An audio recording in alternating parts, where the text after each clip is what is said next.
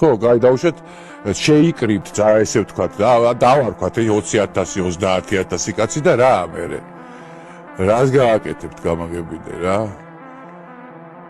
რას გააკეთებთ გამაგე? დაუშვათ, წარმოვიდგინოთ, მაინც რომ გაიმარჯვეთ, ვისთან ერთად აკეთებთ მთავრობას. შემდეგი ეტაპი რა არის? ლომჯარიასთან და გიგაურთან ერთად ინაწილებ მთავრობას? ამაზე მეტი რა დავამატო, მითხარით რა. თუ არ ფიქრობთ თქვენ რომ ეს სიტყვები რა, რასაც რელიგიური ესე ვთქვათ ის ქვია პატრიოტიზმი, ხო?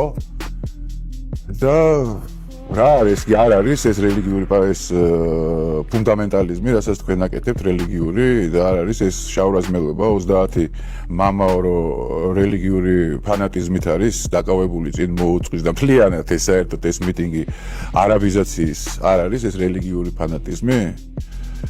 ან ფანატიკური პატრიოტიზმი?